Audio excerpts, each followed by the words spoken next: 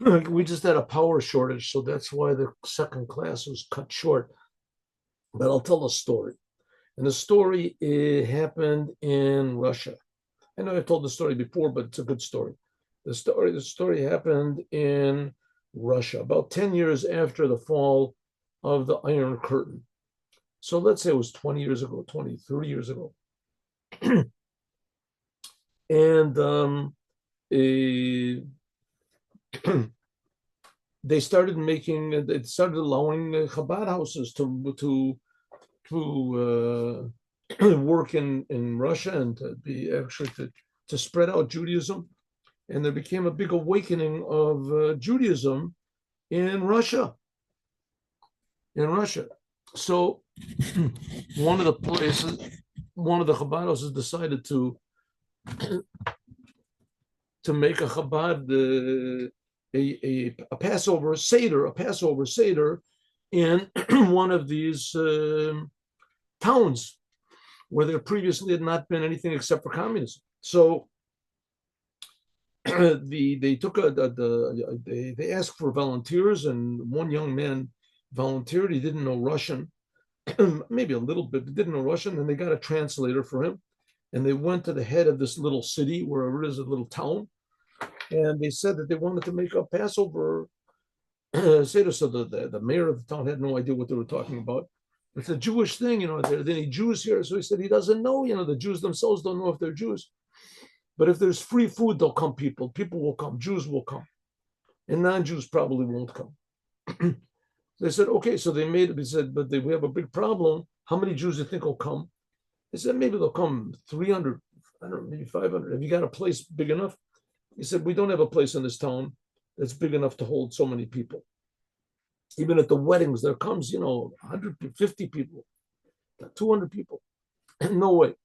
They said, but when we came into the town, we noticed that there was a big, sort of abandoned building, a really big building on the way. And they said, no, that was the that was the central office of the Communist Party, but there's no Communist Party anymore. The whole thing just fell apart. That hasn't been used. There's no water. There's no electricity. The place has not been cleaned for 10 years. It's just been abandoned. Nobody. There's nothing to do with it. So they said, okay, well, we want that building. No, it's impossible. So he bribed a few people. He gave a little bit of money to the mayor, and sure enough, they got some people to work on it. And that time, the ruble was very inexpensive. The dollar was very, was worth a lot, and they paid a few dollars to everybody. And sure enough, the place was cleaned up, and they made the advertisements. And there came that night, let's say 200 people. It came 200 people, Jews. Most of them were older Jews. At least they had some sort of an idea of, the grandparents were Jewish or something, because communism wiped out all Jewish identity, all Jewish education, all Jewish identity. So they came, let's say there was 200 Jews there, and they came in, they were very surprised. The tables were all set, it was all clean. And there was, you could smell the food as boiling on they koshered the whole place, they made the whole place kosher. They fixed it all up. And they started the Seder Passover. The young man explained, the translator translated that now tonight we're going to commemorate going out of Egypt. The Jewish people left Egypt 3,000 years ago, and we're going to drink 4 cups of wine and eat the matzah. And I'll tell you when to do it. And we're going to talk about how we went out of Egypt, and we'll sing some songs and tell some stories, and we'll have a nice big meal. Everybody said, oh, good. So they did. It was wonderful. They finished and they sang the songs and everything. Okay, we drink 4 cups of wine, but we fill up a 5th cup. And the 5th cup is what's called the cup of Elijah the prophet, Koshel Eliyahu. And the young man, the Chabad man, said, now we're going to fill up the cup of Eliyahu. This is the end of the meal, after the meal is finished. And now we're going to the end of the whole Seder. Now we're going to fill up the cup of Elijah the prophet. And Elijah the prophet is going to come. He's going to announce Mashiach is going to be, and the Mashiach is going to wake up all the Jews, and all the Jews are going to come to the land of Israel with the holy temple. So meanwhile, the people are looking at one another. They're looking at one another. One man stands up, and he says, first of all, we want to thank you for the wonderful meal and the nice stories, and the rituals that we did tonight. It was very good. To remember our parents did, our grandparents did it. But that's what you just said now about the fifth cup and the Messiah and this Elijah and all the Jews are going to wake up. They're going to come to Israel. Said those are, we see that you really are serious about this. We want you to know that the people that you're talking to here are all academics. There's doctors, there's lawyers, there's professors. What you said now, this is stories for like old ladies, maybe little children, but not for us. We're intelligent people, right? Nothing against you, Rabbi. Everyone was shaking their head, yes, yes. So the young man, he didn't lose his composure at all, and he said, "My friend, I would like to ask you a question." I said, "Of course." He said, "Do you know what communism is?" He looked at the young man like, like asking a person, what your eyes are, where your shoes are.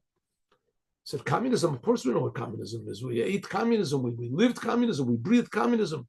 Communism until 10 years ago, everything was communism."